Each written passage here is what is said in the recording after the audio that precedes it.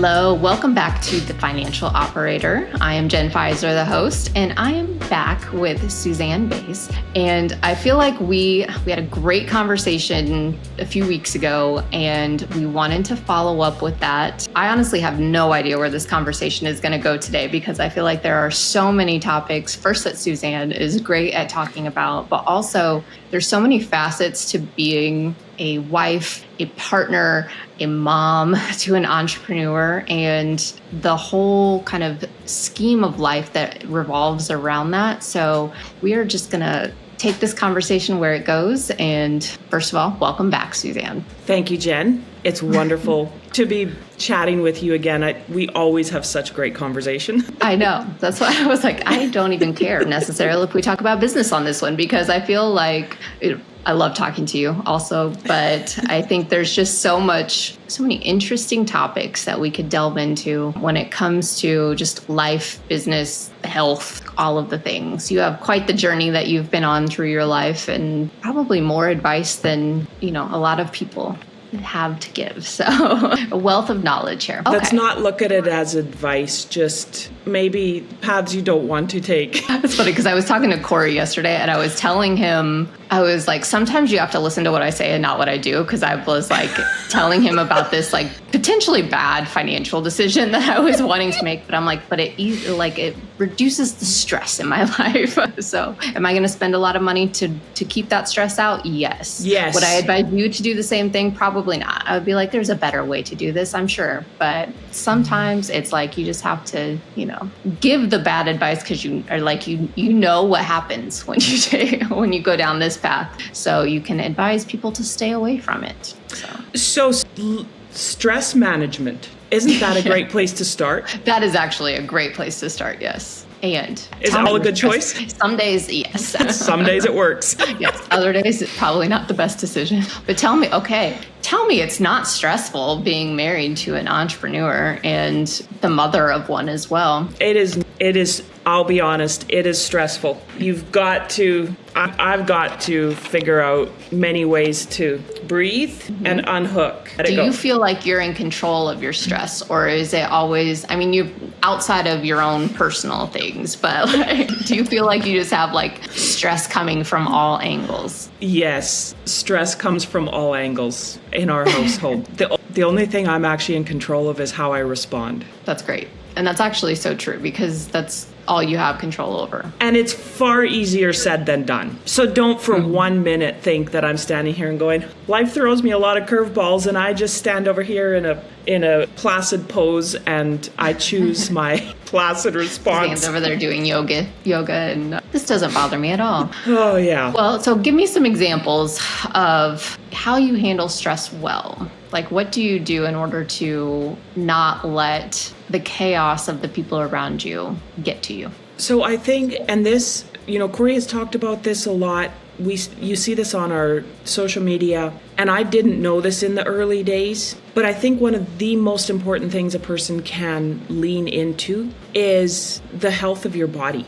Good food. Like for me, enough protein early enough in the day, enough times throughout the day. And this has been since my kids were born. So the worst time of day for me is between 4 o'clock and 6:30. And I don't think I'm strange in that, especially if you're a mom and a supporter. That is not a strange time for the stress to just, completely obliterate everything. And one of the key things for me is enough food prior to that time of day.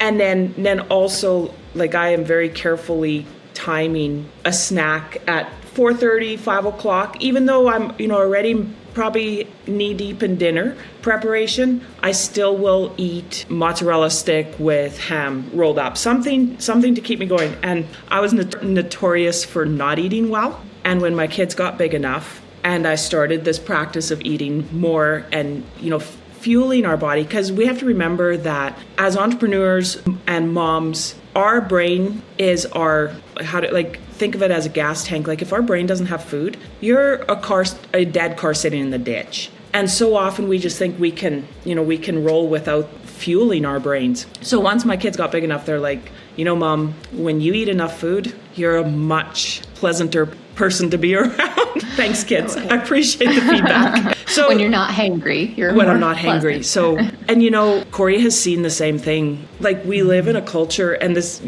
we live in a culture that kind of, there's so much diet culture, there's so much, skinny culture. But if you want to be top-notch entrepreneur, you've got to feed that brain. It's just, it's non-negotiable. And, it needs good food. So I think food has been a massive, and that's a crazy place to go actually on a podcast, but here we are. Reduce your stress by food. I actually think this is because you're making me think like first of all, I'm not a breakfast person. I can't eat first thing in the morning. So I get up and I have my coffee, which I know is probably the absolute worst thing that I could possibly do if I'm not eating. But then I'll do that at 7. And then I generally do not take a break, because I'll drink my coffee and then I just go dive right into work, right? Prop open the computer while we're sipping the coffee. And then before I know it, it's 2:00 and I haven't actually eaten anything. And so then I'm well, I also didn't prepare anything. I didn't plan for lunch. So I just go and graze enough to keep the hunger down. And then, like you just mentioned, somewhere in that 4 to 6 o'clock hour, I am infuriated for no reason, right? I have to eat now. If somebody doesn't get me food, I am going to light this place on fire. What's for dinner? I'm always calling my boyfriend, David. I'm what's for dinner tonight? And he was well, I've had, first breakfast, second breakfast, lunch. And I'm he's I'm not really hungry right now.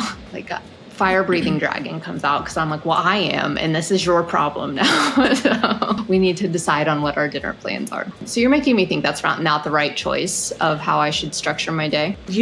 And I don't think there's anything wrong with you waking up and having your coffee first thing. That's the other thing.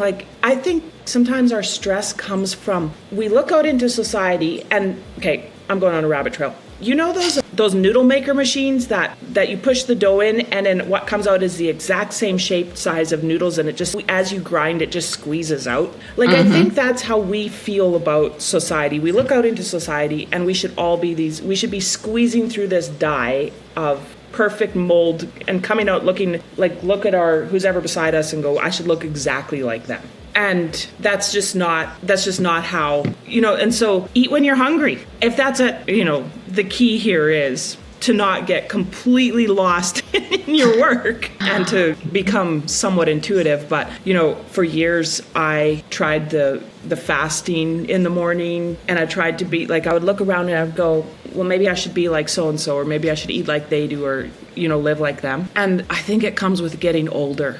I've quit looking around to see what other people are doing and just plain and simply do what I like. I'm learning to do what feels good for me. So, for years, the culture has been or the language I was listening to was, stretch your fast, at least fast till 10 o'clock or whatever. Well, what do you know? I am a much happier person. And I know some people find this gross, but I eat cottage cheese at 6:30 in the morning, and I am a much happier person when I have that first initial bump of protein and food.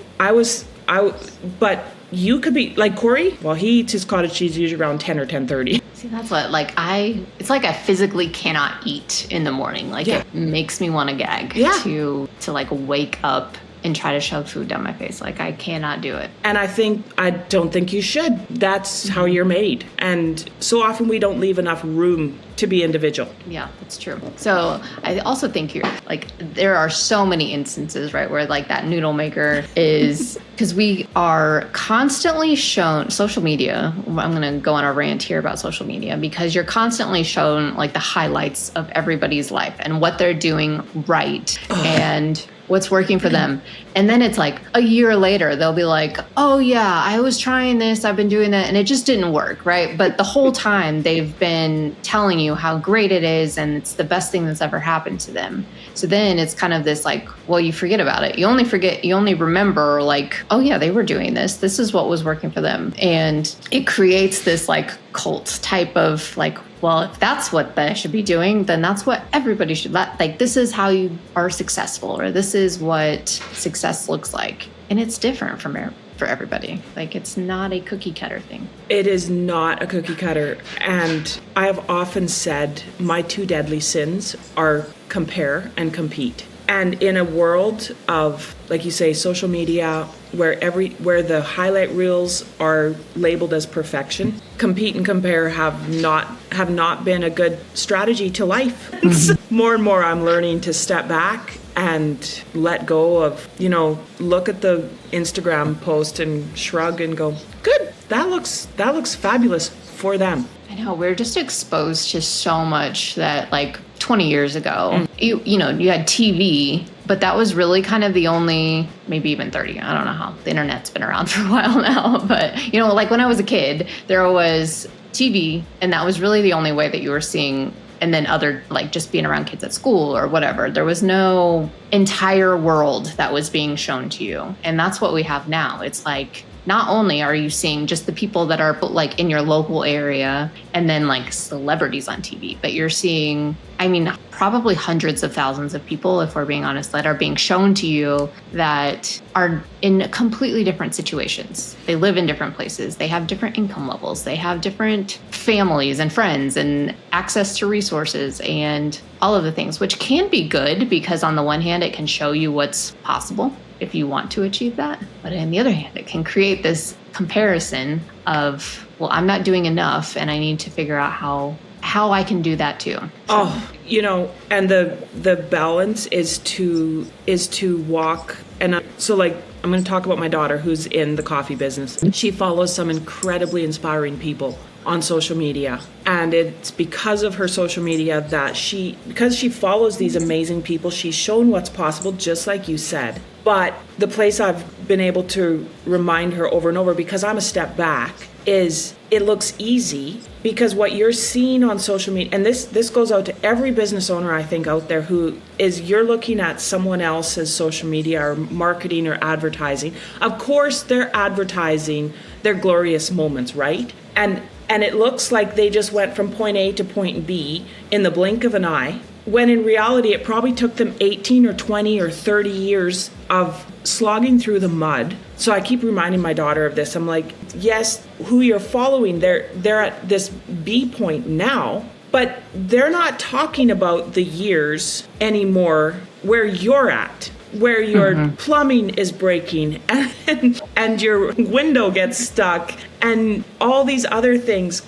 And I look at it now also in Kool Foam. We've been at it for 18 years, and now we're creating systems and procedures, and we're actually putting them online. And so if someone waltzes into our world now and goes, wow, they have it together, it's taken 8 years of mud. Don't compare your today to my today, because... Well, can we talk about a little bit, because been in business for 18 years, right? So not only do you have all of those experiences and kind of that, like, how to get through those hard times, or the history, right? And where you're at now. But there are also lots of, I'll call them like red flags in your mind about like releasing, because you go through cycles. I'm trying to say things without saying things, right? So you go through cycles, right? And not to keep bringing up my conversation with Corey yesterday, but we talked about something that I was like, something clicked, because everyone, like, I get some, not resistance from him on some things when I try to push him into something, but it's like he agrees to it, but then his actions are not like we're holding back, right? Like, we're like, why are we not getting where we want to go? And yesterday he finally said something that clicked for me. And he was like, well, I did this in 2013, right? Like, I created this and I got to the point where all of these things are in place, and I thought the company was running really well, and he released responsibilities to other people, and it blew up in his face, right? So he himself is like guardedly going forward with some of these things. And how do we get out of our own way when we've already been through this pattern, right? And so our brain is like, danger, danger, danger, like, this is coming. We've been here, and that's what happened. Like, how do you know how to do the right thing when you're going through that cycle again? So off the cuff, just kind of the first thing that comes to me is when I look at the cycles that Corey and I have been through, what is different today about everything you just said, that when you feel that resistance from Corey, okay, I don't want to lose my point here. We did not surround ourselves with people we actually trusted.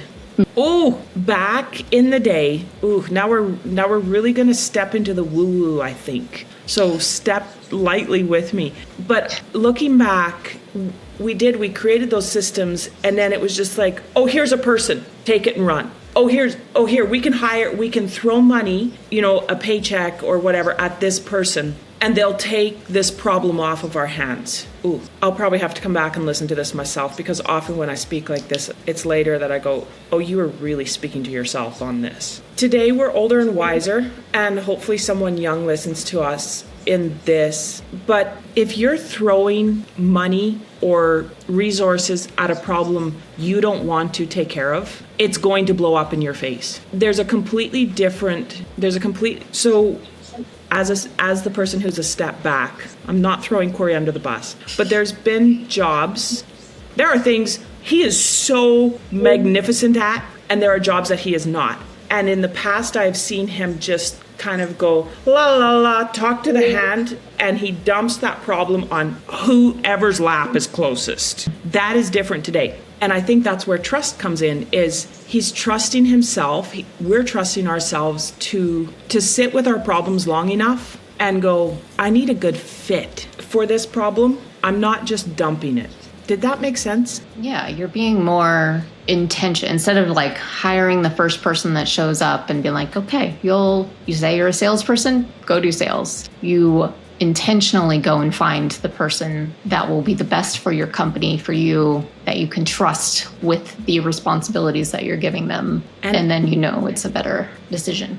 And I think for us, being willing to sit in the uncomfortable has been huge. Slowing things down. I know in our early years, we lived life at top speed. So, and we do still that is our tendency, but sometimes even just taking a tiny gap in the way of looking at each other and going, like in the past, we would have just made a decision and started rolling. And now we make the decision, or we go, whoa. Sometimes it's a 15-minute stop gap where we just go, we feel into it. Mm-hmm.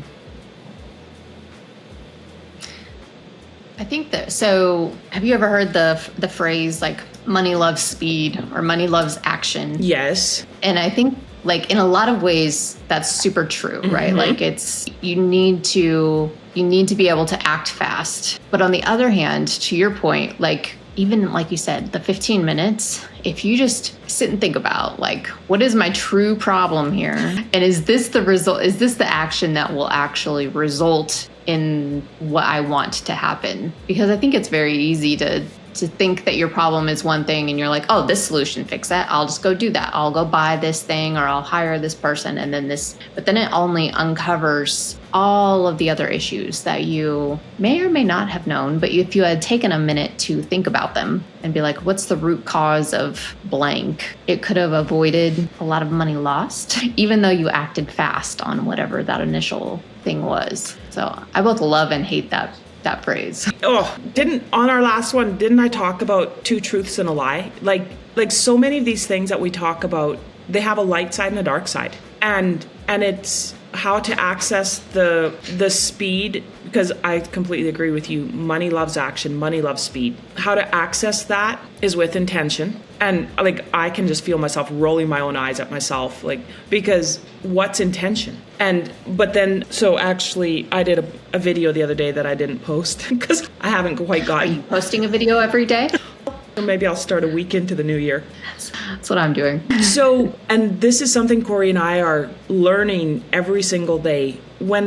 So here we are, we're in the new year, and every which way you look, there's New Year resolutions, new year, new you sort of advertising. TJ Maxx is filled with gym equipment and barbells or dumbbells and athletic clothing. Like we're all going to get on the wagon now and change our lives. But when we step into goal making, and our goal making is not defined or specific, or like let's go back to society, we just adopt the goals that society says we should adopt. Like, oh, I'm going to lose 15 pounds this year. But there's no why behind it. As humans, we're meaning, like our brains are meaning making machines. So if we're just going to lose 15 pounds because that's what society is pushing through our brain doesn't take that seriously. I think I'm going somewheres with this. Hopefully we can land this plane. So as I think about, money moves fast, money likes speed, and as an entrepreneur, what's more important than money? Because I mean, it's what keeps growth happening and all the magic happening. Keeps you in business. Keeps you in business. And to be able to make those speedy decisions, we need to have our intentions for our business super clear. And there needs to be a why behind them. I mean, in our early days, we said vague things like, we put a number on the board. We said we want to hit this number. And like I've told you before, now we not only have every step to how we're going to hit that number, we also have all the reasons why we want to and need to hit that number. And those are clearly defined for us. So when it comes time to make a snap decision, it's kind of like you have in your mind, you have these steps to this goal that you have to hit, like 35,000 in accepted quotes every week, this much in paid invoices. I'm struggling with my language here a little bit. So then it's much quicker when you need to make a fast decision or pivot. If those things are clearly defined in your head, you know whether that piece fits or whether it doesn't. Maybe I got kind of woo. That is super important. And I think business owners, like revenue goals are always like the number one goal, almost always, right? Like we have some sort of like annual revenue or monthly revenue or something that you're trying to hit. And I have one as well, right? And I think it's important though, what you said though, because if you don't know why you want to hit that number, then it's just kind of throwing something at the wall and seeing if it'll stick. And like for me, when I pick a revenue number, I have monthly recurring revenue is how mine works, right? So generally I'm like trying to get X amount of clients at X rate. And so like my monthly number is more important than the annual number. But when I'm doing it, I'm like, okay, well, it would be great if I could hit whatever amount by the end of the year. But how do I actually plan that out so that like I can't do that in January. I'm not going to jump from, twice my revenue in 1 month. That's not going to happen. So how do you like stair step it so that it makes sense and it's achievable and you get like little wins along the way is kind of how I like to do those revenue goals, right? So if you want to do $1 million in sales, if you take that divided by 12, it's not probably going to work out for you. Like you can't just do like, oh, this is the average per month and figure it out. So, but I think, like you said, the importance of having a why and knowing like, what is the reason that you're even doing that? And mine is like, okay, well, that monthly revenue pays me what I want to pay myself. It allows me to do these other things that are important and hit those goals that are not revenue based so that number means more to myself and to the company. And my brain's just sitting here and spinning now. But like, I think when we dig into our goal making, whether that's revenue, I think for a business, there always needs to be multiple goals. There needs to be the revenue that you want to hit, and there needs to be maybe the service that brings the revenue in. And both of those need to be aligned. As in, I'm thinking about my daughter. She's crazy in how she told me the other day what her goals for the 2026 are. I just laughed. She'll probably hit them because she has steps, just like what you talked about. It's not exact, like it's a picture in her mind, but it coincides. And this is the same in our spray foam insulation.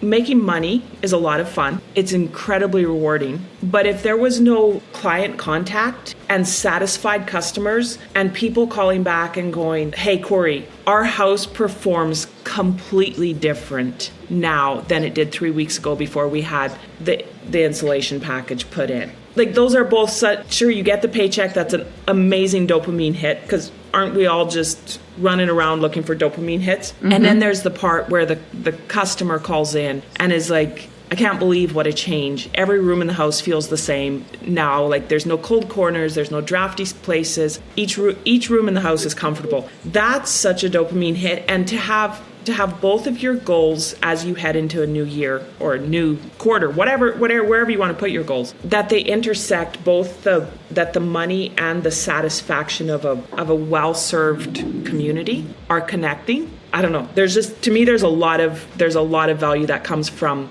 having both a revenue goal and the client goal, the client satisfaction. So goals. All right. So the goals that you're talking about, you want to have both, I would call them like emotional goals, like yourself good about what you're doing is actually probably more rewarding than the money is rewarding. The money you need to come in. But on the other side, if you're not like creating something that makes other people happy and makes other people, gives them value in their life in some way, then you're not really setting goals that are worth doing. I don't know if that's the best way to phrase that, but we were raised in a world as like super conservative. So that, money, we were always told things like money is the root of all evil. And there was very many conflicting messages around money. So I think Corey and I have really worked hard to unravel the stories we've had around money. Like I know last time we talked about having an emotional attachment to money. And there's been, when I think about this,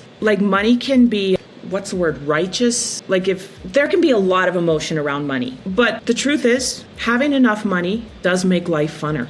We've been with less money and there's a lot less stress when the money is coming in. Right. So it at least takes one worry off of the plate, right? It does. Like, okay, I can eat today. I can keep my lights on. I can pay the employees. That is so important. So there's, I don't want to swing into either this should all be about client satisfaction. No, and you know what? If you want to buy a $40,000 boat, then make that a goal and put the money aside and buy that boat. Like there's so much fun and satisfaction in hitting a goal like that. I think the magic comes when we acknowledge, like you say, the emotional aspect, the meaning part of our business to the money part and letting them coexist together, not separating them out. I like it because there's, like creating a goal that's purely even the boat example, like it's a monetary goal in the sense of like, I need X amount of dollars in order to be able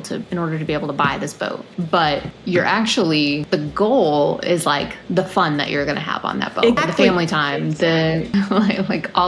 unless you're only doing it for a status symbol, which that is not going to last very long, right? Like that high, and then you're going to be trying to hit the next thing. But if you're doing it for the reason of like, this is going to improve my life or my family's life in whatever way, then it marries those two things so that it's a more enjoyable goal to hit. Yeah, like I said earlier, I do really feel like my dots aren't connecting that well today. But I love what you just said about marrying the purely, how do you say that word? Mercenary? The money with monetary. The monetary, like raw cash exchange, whatever you want to call it, like transactional, totally transactional, right? And bringing the magic of people, humanness, or like the meaning aspect into it. And yeah, I think so when you're making your goals, make sure there is some sort of like emotional feeling or some sort of like oomph to your goals, and it's not just like a number on paper, because that number means something, but it also it is the representation of all of the work that you're doing, but it's this feeling. So do you think that with that emotion, is that how we lessen our stress as we continue in our business? Circle back to that. That's where my brain went. I was like, if it's just a money goal, it's just a revenue goal. But if we bring in the meaning making side, the purpose of it all, does that give us the balance we're looking for? Yes, because, so to talk about this, so stress, like I often look like, am I stressed out indefinitely because of what I'm doing? Or is this like a short spurt of stress to be able to get to what, and like, am I just signing up for 15 years of like life in hell? Like am I just creating a life that's like not fun, not sustainable, and not enjoyable for me? Or am I just having to put a lot of stress on my plate for this? And by short period of time, I mean, this could be anywhere from like 1 day to 2 years, right? Like depending on what it is that you're trying to hit. But knowing that there is a payoff to that stress and you're doing it for a specific reason, I think makes that stress healthier in a way. Like it's not like I said, you're not just like in this eternal stressful life where, it's never going to pay off, but you're focusing your stress. And building a business is always going to be stressful. I mean, there's not, like, people could lie to you and say that it's always fun, but there are going to be, you may enjoy your business a lot and enjoy all of the pieces of it, but there are going to be stressful periods no matter what you're trying to do. So, and I think that Corey and I, especially in the last couple years, shorten it up even, the last year. And I am so excited about 2026. There's two kinds of stress. There's the chronic stress that's like letting a battery run down because you have a light constantly on that you could just literally push and turn the light off. Or there's when you think about an adventure is stressful or is it exciting? Is an adventure stressful or is it anticipatory? I look at 2025 and 26, and I've been on the best adventure of our life. Is it stressful? Like we've had moments where we should have eaten more. We should have taken a walk rather than snap at each other. Has there been times when both of us should have just shut the computers and taken a walk? Again, there it comes again. Absolutely. But isn't so much of entrepreneurship in how you define what you're doing? And if you look at it as life's greatest adventure, how fortunate are we that we get to live? Some people travel, and someday, hopefully, when our entrepreneur has paid off, we will have our adventures when we travel. But right now, our adventure is in building a business. And the more I keep that word adventure in the forefront of my brain rather than the word stress, it's a lot more fun. This is so okay. So we're reframing stress as adventure, which is funny to me. We, like a couple of years ago, David and I were going to Mexico, and it was so funny because his mom, she was like, "You guys are going on an adventure." And like, it was one of those things that like we kind of made fun of her, but like it's been just kind of this like going on an adventure. Like Dora or something. But it's actually true, right? Like even if we were like joking about it, if you reframe everything as like, I'm going on an adventure, it suddenly sounds more exciting and more like fun to be able to do. And so you wake up with that like, yes, it's like anticipation instead of like dread. So I need to remember this. Every day is an adventure. So many of our emotions, like you just said, dread or anticipation, can be flip-flopped if we take that moment in the morning or at 4:00 and just remind ourselves, like, is this anxiety or is it excitement? They kind of feel the same. Yeah. I've heard, so one of the pieces of advice I've heard for like speakers, they're going out on stage, right? And they are like, they're nervous, but they're like, I'm going to reframe this as I'm super excited, because it's the same sort of feeling, right? Like your body, your stomach's in knots and you're just like nervous about going on there. But if you're like, I'm not nervous, I'm excited, it's that same feeling, but it turns it to a positive emotion instead of a negative one. Well, not to be cliche, but the term out there that says where focus goes, energy flows. If we're telling our brain that, and Kool Foam, Corey and I, we're a perfect example of this. For years, we were telling ourselves that we were anxious and overwhelmed, and we were going broke, and kind of like life was going to hell in a handbasket, so that was our energy. You can flip that, what I said, where focus goes, energy flows, but also where energy goes, focus goes. So when we could finally pull our head up and breathe, and, nothing actually changed in our physical circumstances, but what changed was our energy towards our circumstances. And it was like we were given a new lease on life, and things became clearer, sharper, more focused. We could make better decisions once we decided we weren't tanking this business. Yeah. I think that's a good reminder too. Where focus goes, energy flows, because we need to put that on top of what we were just talking about and like change the definition of what you're feeling to a positive emotion, and then focus on that positive emotion, and your energy will change. This has been a very fluid It has been, right? and it takes us right back to what we started in the beginning. You asked about, what did you say, something about stress, and I said all I can control is how I respond to it. Mm-hmm. And here we are again. Like, that is the truth. You are going to have days that are completely outside of your control. And if you let that start the loop in your brain that I've messed up and I'm a failure and I'm never going to succeed,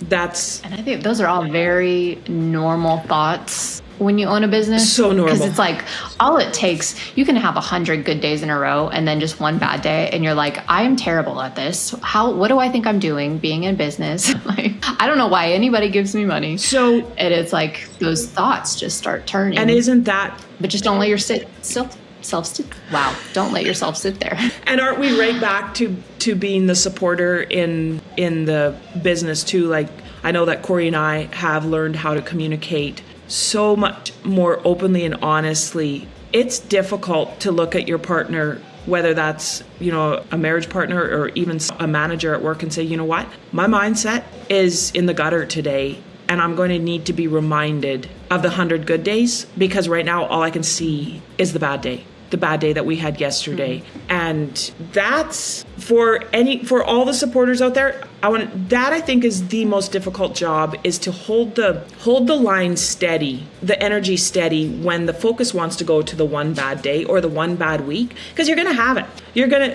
I can't tell you how many times in our 18 years we were hit just 1, 2, 3, and it felt like we were never going to climb upward again. But here we are.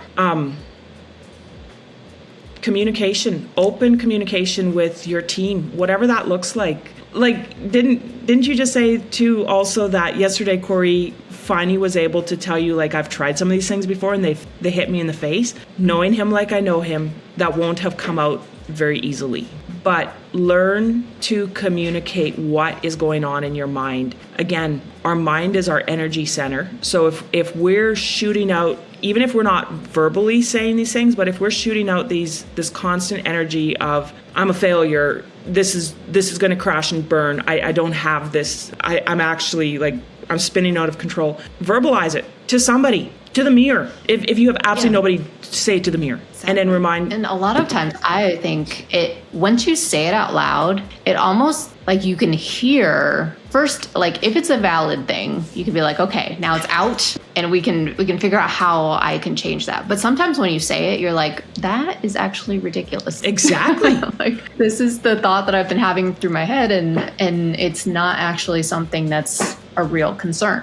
Years ago, like back in 2020, I was working with a coaching group, and someone in there suggested that I make a list going back as far as I could remember of things that I had conquered that were kind of, like, for me, were kind of bizarre. So I made that list, and that has been one of the most powerful things that I have done, because as I go through life and those voices which create that negative energy loop creep up and they're like, you can't do this, I'm like, whoa, wait. Remember you as a 13-year-old? Remember what you accomplished there? If you could do that, you can do this. Because our brains are wired to go to the negative. There's scientific reasons for that, which, whatever, we don't have to get into that. So we're constantly needing to remind ourselves of the 100 good days, because our brain is going to focus on the bad one day, which is crazy.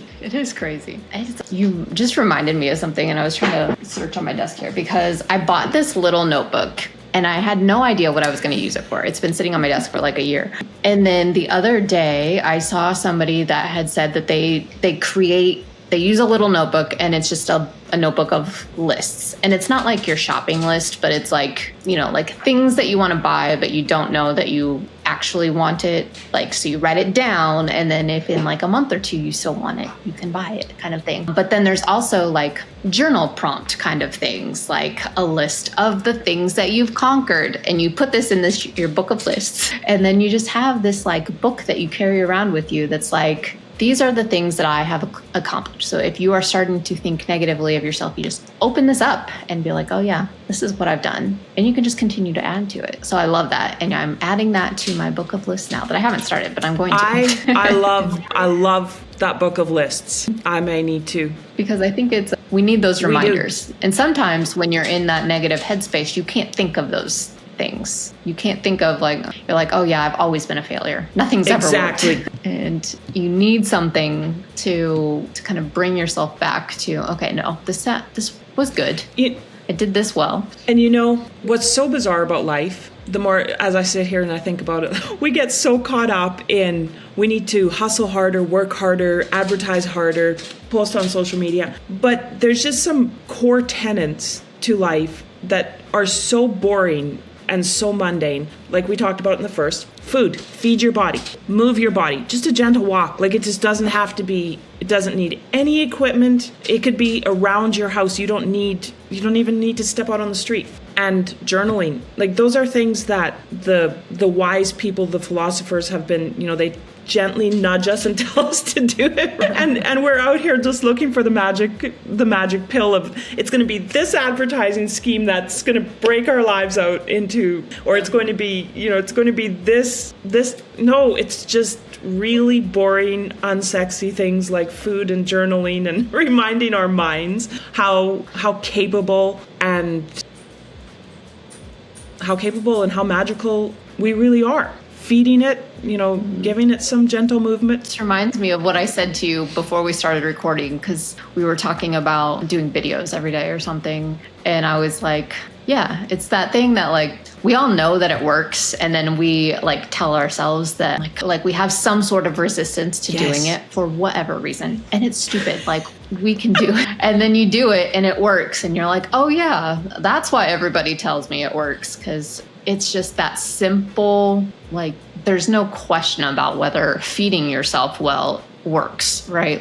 That's not a question. Well, and it's simple, but it's not always easy. No. For years and years, I have talked and written about the difference between simple and easy. Always choose simple. Mm-hmm. Simple is generally hard, but always choose simple. Never choose easy, because easy is complicated. You'll always end up with complications if you choose easy. And easy often looks so sexy. And simple just looks simple, boring, mundane. Right. I feel like it has to be more complicated. Right? Yeah. So here's what we've learned today. Eat your food and eat healthy food. Reframe your negative thoughts or your negative emotions into positive emotions, which will then take those negative thoughts and throw them away. Do your journaling, or at least write a list of things that you've accomplished so that you can revert back to it whenever you are having those bad days. Anything I've missed? Anything? And to simplify journaling for some people, ChatGPT and Apple Notes has a record that will transcribe it.